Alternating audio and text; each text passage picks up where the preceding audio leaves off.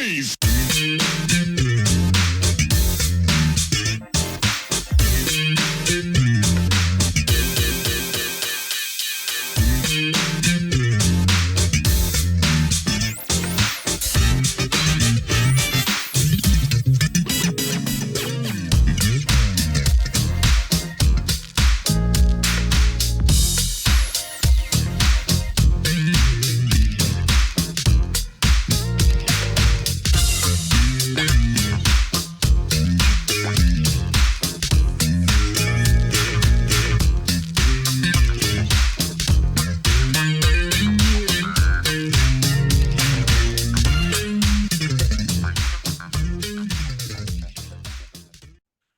I am delighted to welcome to Truth and Rhythm jazz, soul, pop, and rock trumpet player and arranger Jerry Hay. A member of the 1970s jazz fusion band Seawind, he went on to work with hundreds of diverse recordings with many of music's most famous and talented artists. They included Quincy Jones, Rufus and Chaka Khan, the Brothers Johnson, Earth, Wind and Fire, Joni Mitchell, Michael Jackson, Al Jarreau, George Benson, Aretha, Elton John, Dionne Warwick, Patti LaBelle, Barry Manilow, Anita Baker, Jeffrey Osborne, Stephanie Mills, Teena Marie, Donna Summer, Chaka Khan, Dolly Parton, Paul McCartney, Richard Marx, Randy Newman, Barbra Streisand, Neil Diamond, Tom Petty, and the list goes on and on. A multiple Grammy winner, he can also be heard on dozens of movie soundtracks. Wow, it's such an honor, Jerry. Thank you for joining the show. Thank you very much. That's entirely too long a list there. It's your fault. You made me do it. I guess so. Okay. First question is, how often in your life have people said, hey, and you've had to turn your head? Oh, it started way back when in the small hometown that I'm from in northern Illinois, my cousin, who was a month younger, we used to go, hey, hey, hey, hey, like that. So, it started a long time ago. But, as long as they call, that's all that counts. Right, right. And you're from a very musical family. I was wondering, what it was like growing up in that kind of environment, but also if maybe at a very young age, you thought every household was like that. Well, it was, a lot of music all the time. My dad played trombone, my mom played piano, and she was the town accompanist for all of the grade school band solo and ensemble contests. So there were always people coming over to the house to rehearse with her. That, and then my dad, he bought records and stuff that I would listen to. Clifford Brown, he heard Clifford Brown live, and so he bought Clifford Brown's first 10-inch recording. So that started me off on, that crazy road to nowhere, trying to play like Clifford Brown. And my older brother was 10 years older, and he was a trombone player, and majored in trombone, and then went to USC, and then back to the University of Chicago. And so, music all the time. And I see you're from Dixon, Illinois, but where's that in relation to Chicago? Is it a suburb? It's 90 miles, pretty much straight west of the Loop. Okay. And it's corn and cows. Still to this day? Yeah, still to this day, corn and cows. Yeah. Wow. Hasn't really changed much. And I know you went to Indiana University. Right. So was that sort of the first time that you moved away from that area? And there it is, representing. Yeah, that was the first time that I had ventured beyond my immediate circle, I guess. A few things. I went to Interlochen Music Camp in northern Michigan, which was eye-opening because at that point, I'd only been around people in town, and there were a lot of really good musicians in town, but, I was the best in the small town, and, you go to a place like Interlochen, and, I was way down the line there after my freshman year. So that's kind of a little bit of a wake-up call. and then Indiana, to really start, start my career, there. And did you feel pretty confident that, music was going to be your career, that was going to work out early on? You know what? It never really crossed my mind. I didn't really know much else. I took from a guy in Chicago Symphony, Charles Geyer is his name. Very famous teacher now, but he was 22 at the time, and I think I started when I was 15, taking from him. And just sort of, that's all I knew how to do, and let's see what happens. I went to Indiana. My dad wanted me to be an education major just in case it didn't work out, one of those things. And I said, well, I don't really want to teach if I'm not good enough as a player. I don't want to do that. So, I just gave it a shot and worked my butt off at Indiana, fortunately with a great teacher, great man. And things worked out. And who were some of your other biggest influences, in terms of horns and trumpet and just music overall? Well, I guess, as I said, I took from this guy, Charlie Geyer. He was like my first influence that I went, oh, wow, that he can really play. So then I went to Indiana and I met Larry Hall, who also played on many of the records that I've done. And I heard him play, and he could play lead in the jazz band. He was playing in the orchestra. He was, playing on the weekends when they would go out on tour. Henry Mancini would pick up the band in Indiana, and a whole bunch of acts would pick up a band out of Indiana University, and Larry would play with all of those. And okay, Larry can play everything. I guess that's what I want to do, So they were kind of the first two really big influences before, I started getting into kind of making music. That was just like trumpet influence. I didn't know if you wanted that, or then further on down the road, it got to, of course, listening to Clifford Brown, Freddie Hubbard, those two. And then it got to some horn bands like, of course, Chicago and Blood, Sweat, and Tears.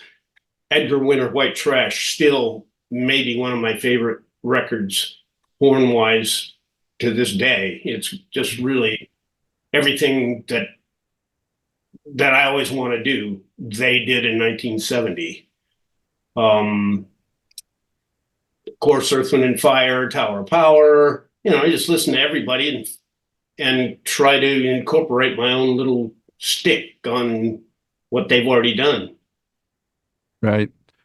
So I don't know if you're aware, Larry Williams was on the show a while Great. back. Yeah. So from your side of it, though, Jerry, how did it progress, or what were the steps for getting with Seawind? Well, as Larry probably said, we were all a bunch of us were at Indiana University, Larry Hall included, and a saxophone player named David Llewell, who played with Cold Blood, and he did kind of a lot of stuff in San Francisco area. He was also at Indiana, and he, from Indiana, decided to go to Hawaii and found out that there was work over there. So he called Larry Hall, said, we need a trumpet player over here. So Larry went over. And then Kim Hutchcroft, saxophone player in Seawind, was also at Indiana. He went over. Another saxophone player named Jan Davis from Indiana also went over. Another couple other people from Indiana went over. Then I was in Mr. Adam, trumpet teacher's office at Indiana, and Larry called from Hawaii and asked me if I wanted to go. And, I said, let me ask Mr. Adam and see what he says. And, I'd love to. And eventually ended up going over there, playing the show. Then Larry Williams followed a little bit after that. Then Gary Grant came over. It was quite a great musical community there in the early 70s, 71 to 76. Seawind was there, and everybody, we were all there. So we were playing these shows, and it wasn't a steady show. So we would have, we'd work 10 weeks and then we'd be off for a month. Okay, what do you do when you're off for a month? So we had a small big band, I guess you could say, because there were quite a few horn players. Probably 3 Larry Hall, Gary Grant, myself, 3 saxophone players maybe, playing freebies around town.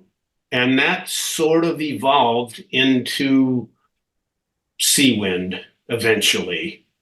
They heard Larry and Bob Wilson, the drummer, who was in the service there, went over to one of the other islands and heard Pauline sing and said, well, we got to form a group with her.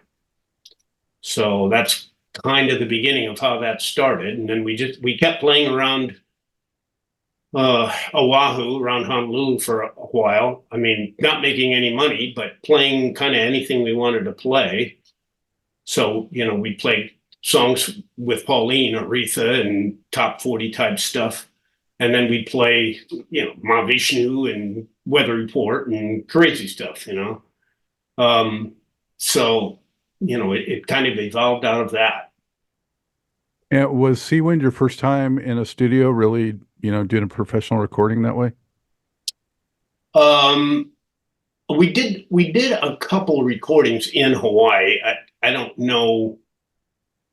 I don't really remember much about it. I don't think Seawind was the first thing that I did professionally in the studio. I think it might have been something for Jimmy Webb, who wrote MacArthur Park and a bunch of other stuff. I think that might have been the first one that Gary Grant got me on that. Mm-hmm. So you moved back to the States. You must have had a blast, though, that time in Hawaii. Oh, it's the best. We had band usually rehearsed something like 3 o'clock to 5 or 6 o'clock maybe. And then we played in this one club that we played quite a while, we went 9 to 4. So that was that was a big deal, that club. And then we played in a few of these clubs, 9 to 2 sort of. Then wake up in the morning, go to the beach, hang out, then go to rehearsal again, repeat. So it was fantastic. And Gary Grant had a couple big bands that he was sort of leading over there. So we'd get together, on our days off and have a big band rehearsal with, just great players. And it was a great time. A lot of musical growth there for all of us. Did you gravitate toward a particular genre? Would you say it was jazz or rock or pop, or what's your wheelhouse? I guess jazz probably would be where I came from.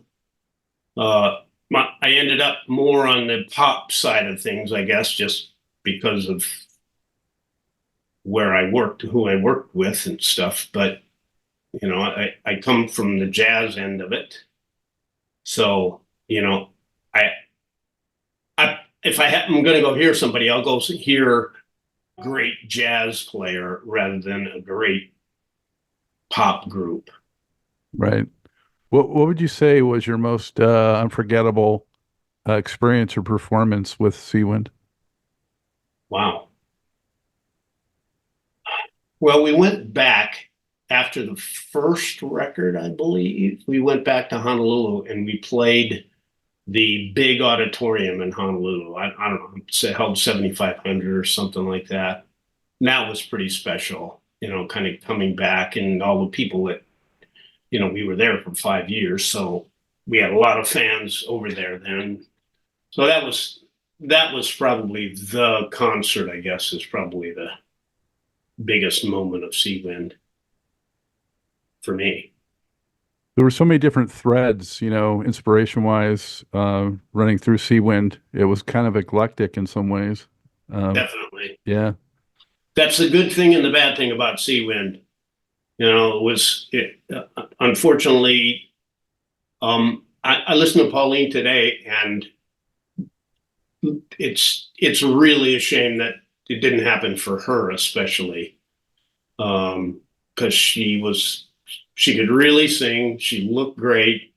She had the right personality. It just, something didn't really work. That she wasn't a star. Did you ever cross paths with Don Ho while you were there? I played for Don for 6 months. You did. Um, Gary Grant played for Don Ho, and I believe that I might not be right about this, but I think it is that when Gary moved back to LA, he moved back in the beginning of '75. And I think when he left, then he got me to play for Don Ho after he left. I think that's right. So I did about 6 months. Tiny Lot of Bubbles. ti- lot- Tiny lot Bubbles of was tiny his bubbles, signature. yeah. Yeah. So Jerry, of course, your connection with Quincy Jones was one that really just opened things up, the floodgates, really. So, how did that encounter happen? Seawind had moved to LA, and because it was we were basically coming over here on Harvey Mason Sr., the drummer's kind of reputation and word, and he said, "You guys need to move here, and I'll see if I can get you a deal." So we kind of did all that kind of on Harvey and him talking us into come here. And he was playing with Lee Ritenour at the Baked Potato. And so obviously, at that point, those guys were really busy in the studio. They couldn't make it all the time. Seawind filled in for them.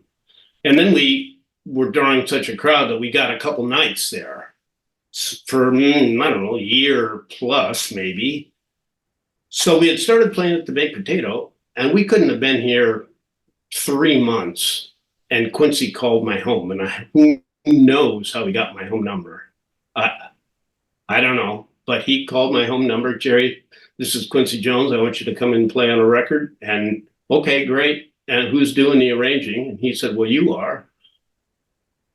And at that point, I had never really done any arranging other than for Seawind.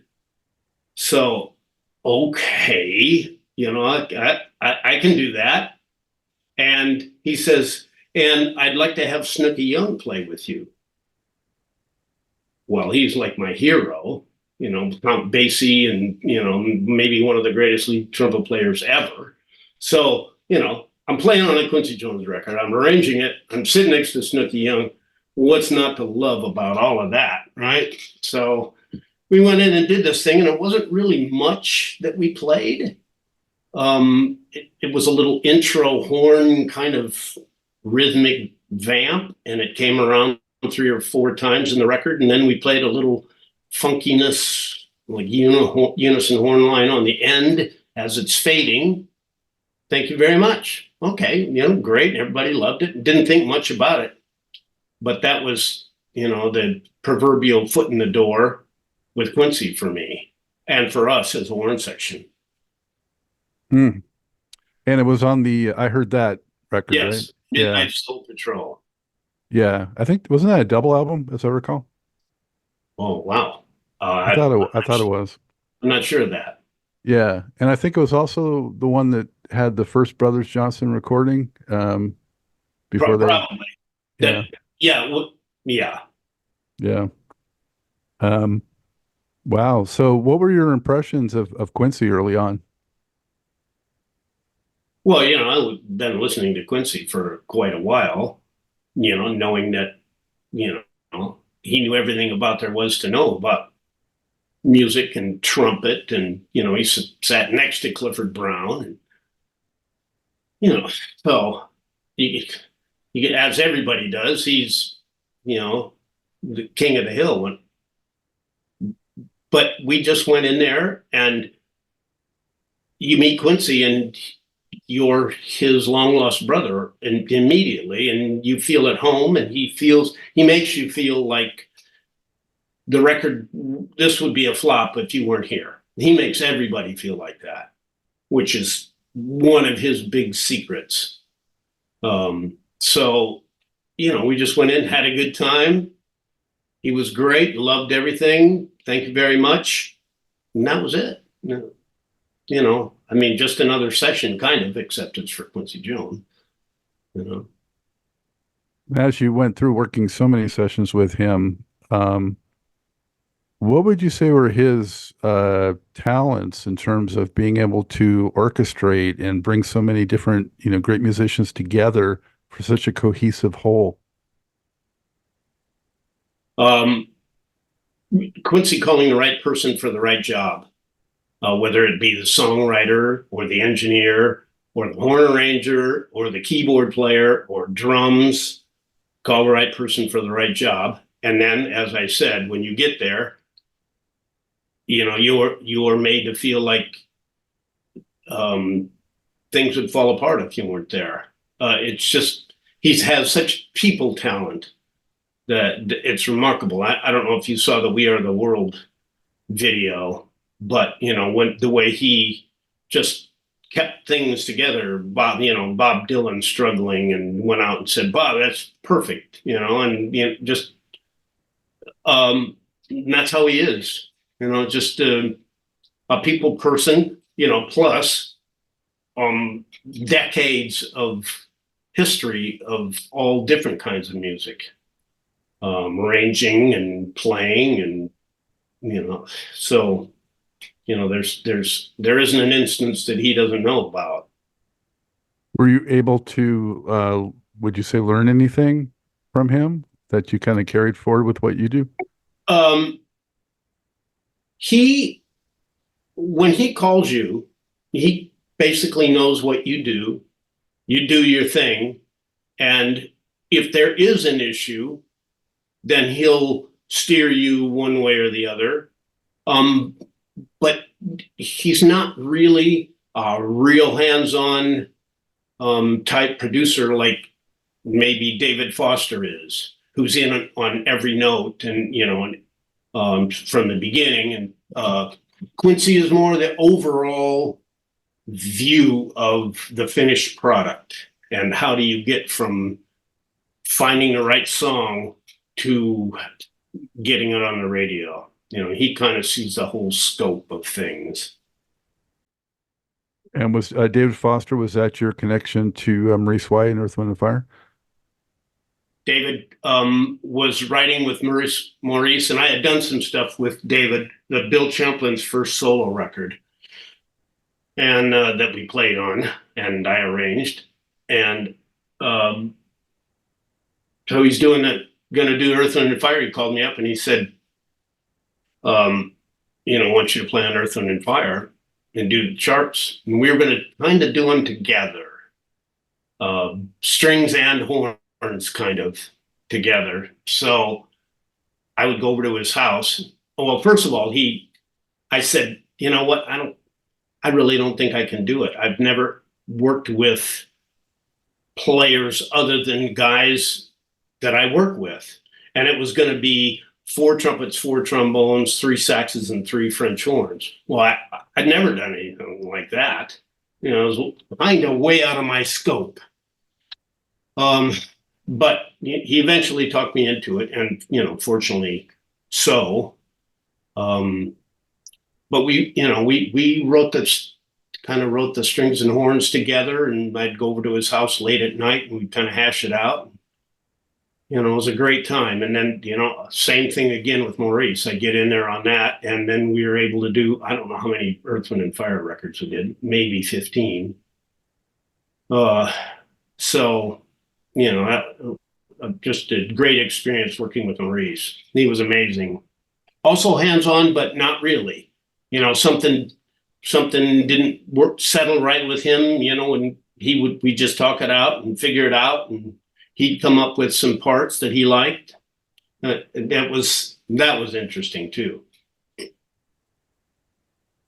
Did he kind of carry himself with the sort of spirituality, if you will, that permeated the Earth, Wind, and Fire canon? He was always a gentle soul in the studio, just very, no problem. I remember one time, in, I don't know which record it was, one of the Faces or the other one, I don't know, but we were working so much, and I had so much writing to do for not only Earth, Wind, and Fire, but other things, and playing other sessions, and it was a crazy time. And I had 3 charts that were to be ready for the next day's session. I had to stay up until like 3 or 4 to get them finished and get them over to my friend who was copying, so he'd have them there by 10 o'clock in the morning. And I just could not physically get to the 3rd chart, period. And so I walked in and I'm like nervous, and I went up to Marisa. Marisa, I'm so sorry. I said, I couldn't get to the 3rd chart. And he goes, oh, don't worry about it. We'll just do it tomorrow. Okay. And he was such a beautiful guy, always, all the time. It was such a pleasure. And of course, the viewers know I Am was the first one that you did with them in 79. And the hit parade continued with them, of course. What are some of the signatures, if you can identify them, of your arranging approach for the horn parts? Well, starting with being a trumpet player, I'm going to feature the trumpets. So that's kind of why one way you can tell it's my stuff is the trumpets are kind of the feature, as opposed to, say, Chicago, which it's pankow, it's trombone for him, or, the Brecker brothers, kind of a little more sax oriented. That's sort of one signature, I guess. I don't really know if there's really an identifying thing. I try to make Earth, Wind, and Fire not sound like Jarreau or not sound like Quincy, if I can, with the horn parts, although they're, kind of similar writing.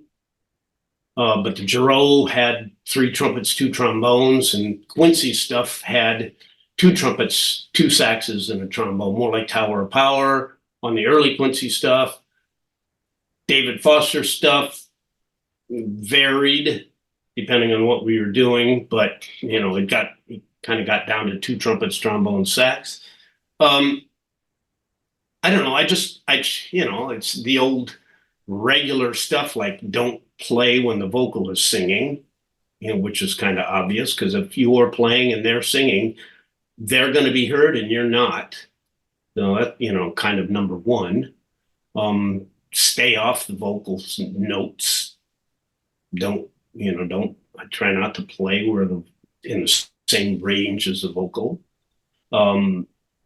Try to play something. I always say that if you can play something after the hook of the chorus of the song, play something right after that so that they associate song horns, like all you need is love. Everybody in the world knows that. And as dumb as it is, Sweet Caroline, bum, bum, bum. Those 2 are the perfect examples of what you can do to associate horns with a song. So I try to do that. Doesn't always work, but I try. Like echoing or sort of a call response type of relationship. Yes. Yeah. If there's a space after the chorus, I'm in there. Who would you say that you worked with, to some extensiveness, that had the most complex arrangements that you had to work with? Wow.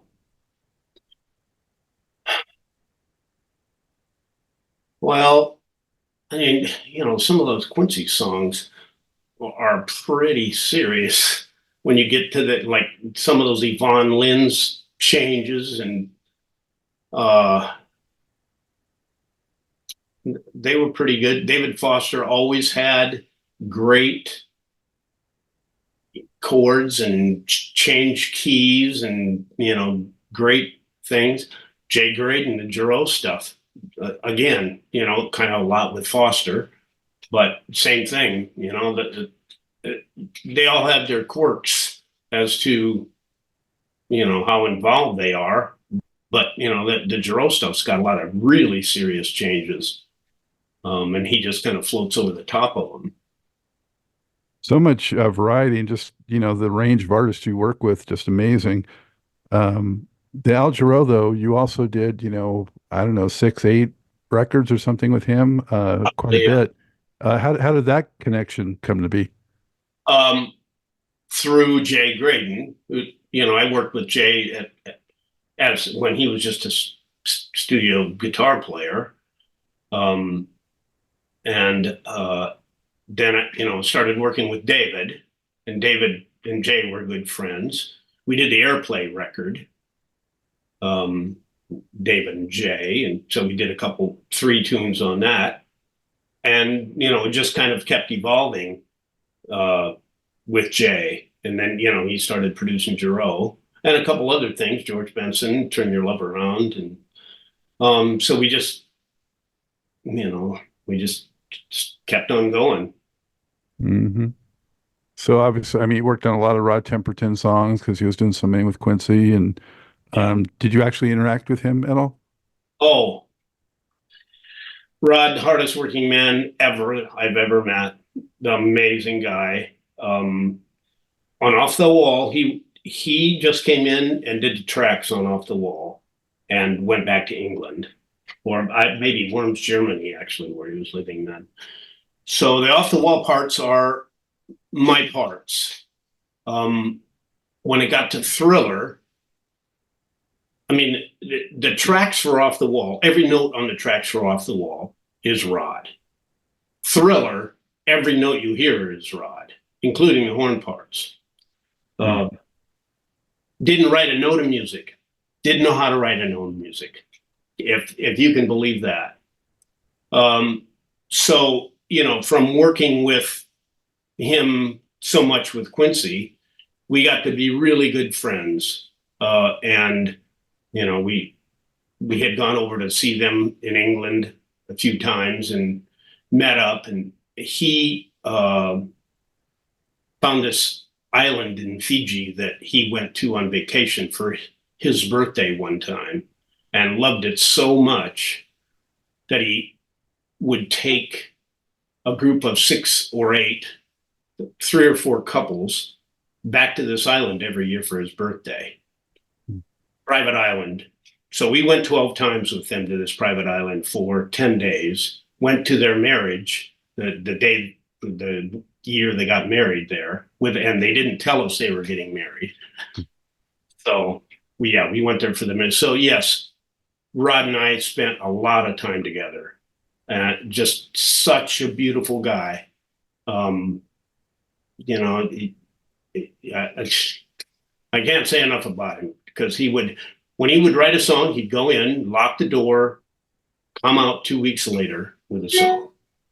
And then when he would go on vacation, it was 100% vacation. And he was face to face talking to you. He would ask about our kids. He would ask about all kinds of things. And, they didn't have any kids, and just, I'd go on forever, but Rod was really a special guy. Wow, that's fantastic to hear that, but just enjoying his music for all these years. And it just seems like it just kind of poured out of him, I guess. Oh, yeah. Amazing. I mean, he was a very hard worker, but he loved to write songs. And, it wasn't a job to him, obviously, and, his music shows what a caring, gentle guy he was, and how much he cared for all that music. It's amazing. Hmm. And the good news is he has 100% of Thriller, 100% of all his songs. Hmm.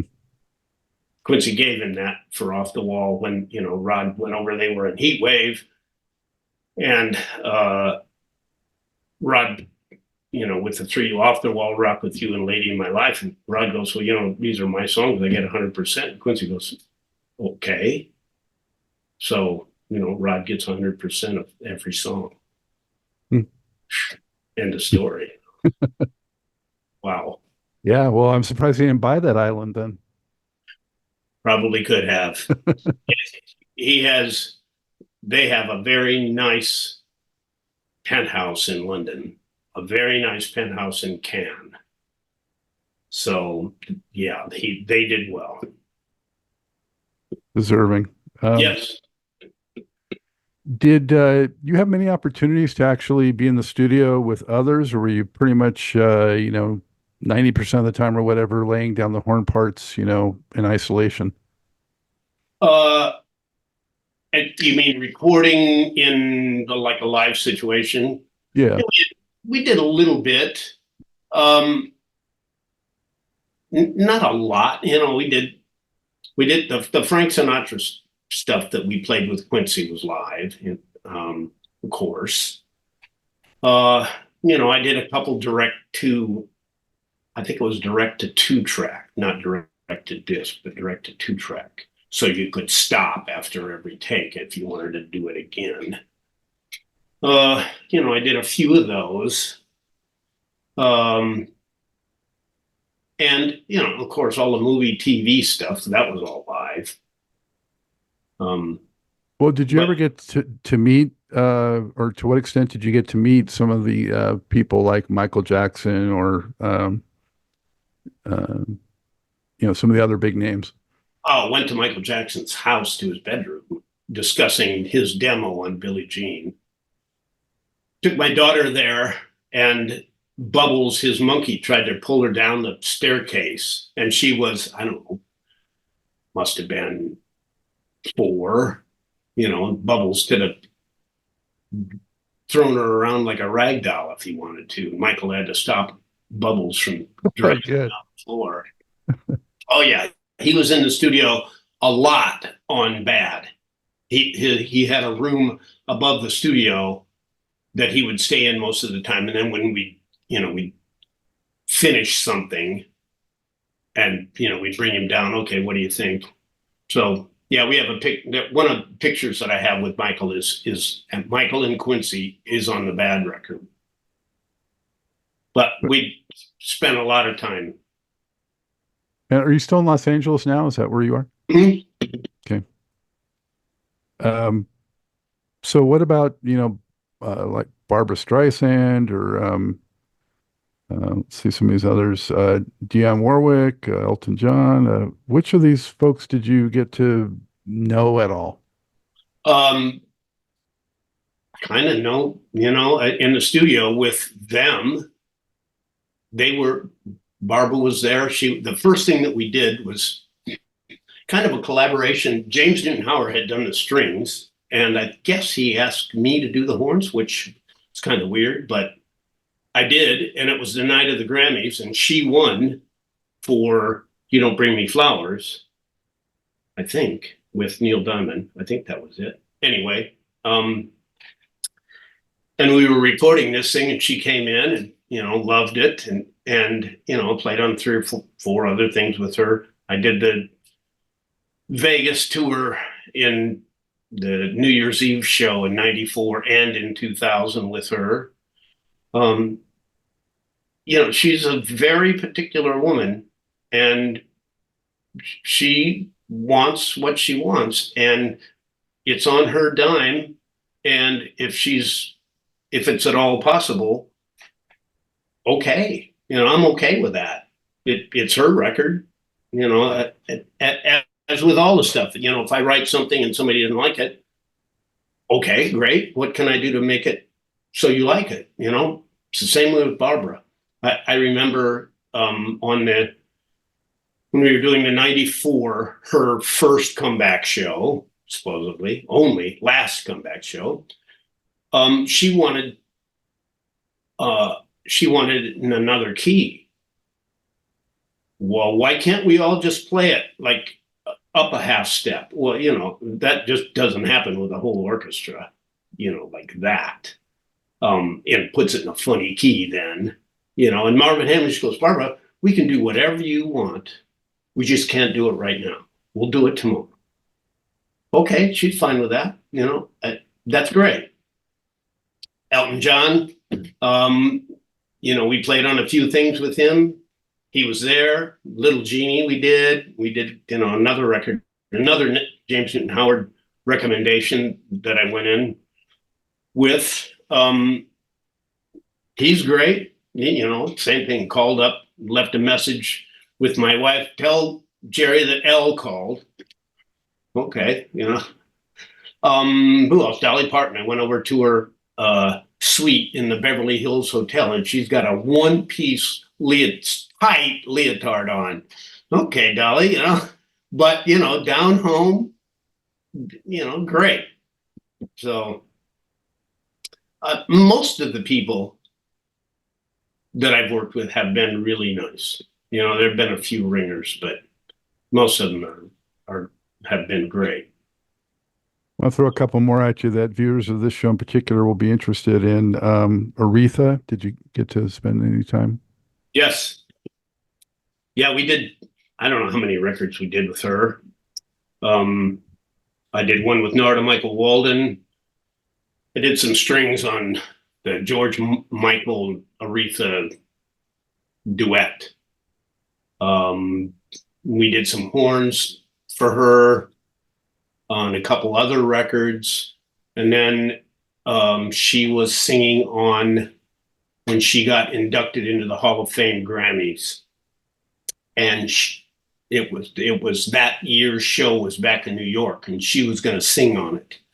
And she requested me to do the arrangement for the orchestra. So, I went back and she walked in, Jerry, how you doing? Oh, great. Good to see you, blah, blah, blah. Because she could be rough. If things were not right, she could be really tough. But, she wanted me there to make sure that it was okay. And, she walked in, everything was happy. Thank you very much. Boom. So, yeah, that was great. And you listen to that gospel stuff that she did early on. It's just frighteningly amazing. She still may be the best. Yeah, I go back and forth. I love Chaka Khan too. Did you meet Chaka Khan? Oh God, of course. Yeah. We did the Live at the Savoy album, which was several days of rehearsals and then 3 nights of recording. And the first couple nights, the first night is everybody is sort of uptight because we were playing in a kind of a funny, in the Savoy, and it didn't really feel good to play in there. So it didn't go very well. And the next night just didn't go very well either. And then it was one night, the third night, Russ Titleman was producing, and he brought us all in, and we listened to, they had a remote truck, and we listened to the playback, and he said, guys, it's going to be great. Just relax, have fun out there. And so it's kind of basically all the third night, one show on that record. Of course, there's some overdubs, guitars and keyboards. I think Chaka might have overdubbed a few, maybe backgrounds. We overdubbed an extra set of horn tracks, but the original horn tracks are live on there. So yeah, no. And then, I did a record with Aretha in Montreux, Switzerland with Chaka, and she was there for that. So yeah. Well, I've seen Chaka, off and on for 40 years. Yeah. I had Kevin Murphy was on, and he cited that Savoy record as one of his 2 favorite all-time Rufus records. Yeah, it is pretty spectacular sounding. I will say, she sounds amazing on that, and she was kind of messed up during that time too. and she came through that third night like nobody's business. Were you on that Master Jam record too that they did, that Quincy produced? Quincy, Rod Temperton. That's the first time I met Rod on Master Jam. And so Rod wrote, as he started doing, he wrote the horn parts, but he didn't know how to write music. So he brought in a yellow legal pad, and he would have the notes written in letters like F, C, A, and then it would be G, B, D, and like that. And I said, Rod, what are we supposed to do with this? You know, I mean, he had the whole page was covered with letters. You know, well, he says, well, I'll sing you the rhythm and you guys play it. Okay, well, we have to transpose because he wrote it in concert. So it's trumpet. So transposing was no big deal for me, but alto saxophone in E flat, that takes a minute to figure out what the notes are. Then tenor saxophone transposing and who plays what register, because he has just triads, or, you know, it might be too high or low or whatever. So it took quite a while to get that done, Rod's horn chart. But, you know, he would sing the licks. We'd record each lick. Okay, next one, how's it go? Well, you know, he'd sing da-da-da-da-da, you know, okay, we'd figure out what notes we're going to play. Okay, let's record that. So, but as with Rod, you know, it was all great. It just took a little while. Yeah. There's much more to this great Truth and Rhythm interview. Just continue on to the next part of the episode. Also, be sure to subscribe to this channel. If you've already done so, please share it with friends. And become a member by joining Truth and Rhythm on Patreon, or consider donating at funkinstuff.net. Thank you very much.